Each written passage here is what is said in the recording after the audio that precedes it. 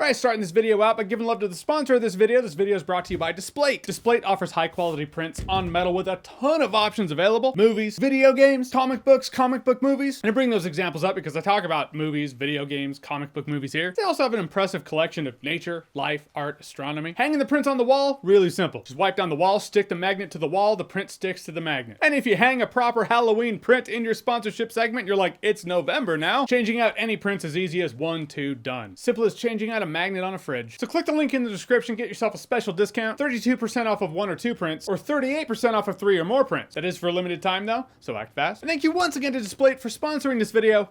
I do appreciate it. And now let's talk about a movie which is the epitome of the phrase, I'm not crying, you're crying.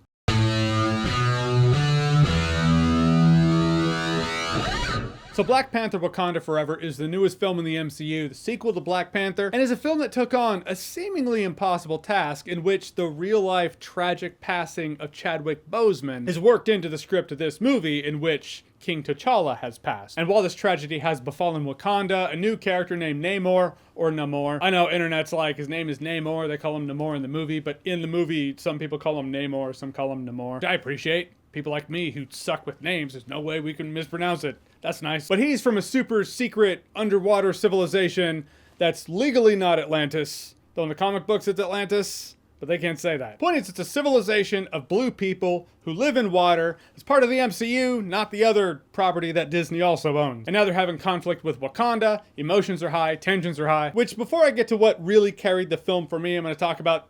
Basically, I'm going to treat this like a dish. I'm going to start on the outside and just work my way in. So I thought Namor was a good villain. I say that, I have to say that, I have to address it because it's an MCU villain. You know, it's usually that's the caveat where it's like, yeah, so weak part the MCU villain. But there's definitely a conscious effort to make Namor part of the plot, you know, make him a very big piece of this story. Also, early on in the movie, when the troops do the first attack, I was like, oh, these guys are scary. I chalked that one up to the musical score as well. The music in this movie, I thought it was great. It was exciting when it needs to be, also eerie when it needs to be. They were almost like specters. The film does a good job at early on getting your fight or flight senses going at the presence of them. Also, the performances are great all around, but you do have your standouts, like Angela Bassett. Couple of scenes in particular, I was like, she has never lost it. We all knew that.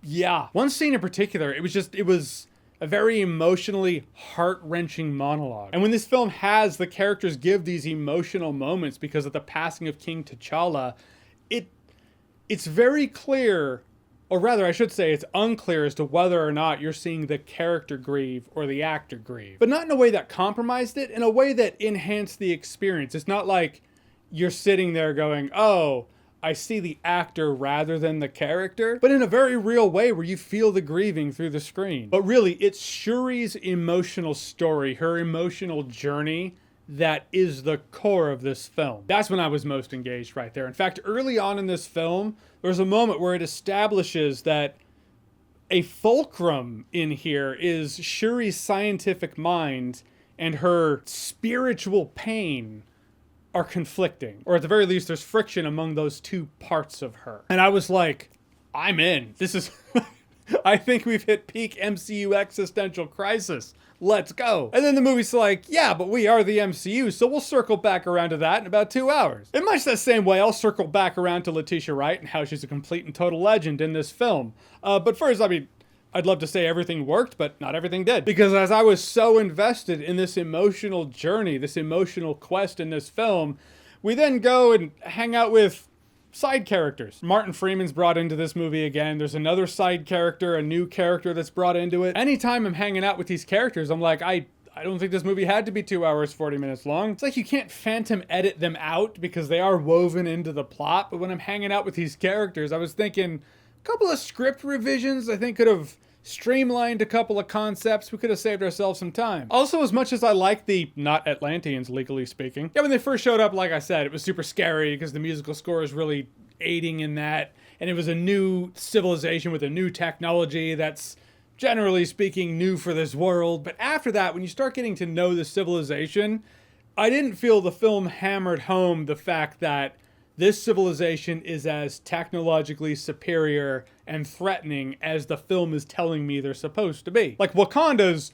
Wakanda, well established there, technologically speaking, ahead of everybody. It's not even close. And this not Atlantis civilization is supposed to feel like they are a threat to Wakanda. But if you're looking at them, their tech, their numbers, you're like, yeah, I think Wakanda could still kick their ass fine. It's like I woke up in a world where Wakanda just only had one aircraft ever in the entire place. But the movie said they're a big threat, so, you know, I guess they're a big threat for this film. So it more falls on Namor, like he's the one who is the threat. And I do also appreciate the fact that director Ryan Coogler doesn't make this movie, you know, MCU comedy to the point of a parody. A couple of humorous moments, yeah, mostly from M'Baku, because Winston Duke is a legend as well. He's just one of those dudes that on screen can say a line, and it's like, well, now this is your scene. You did that.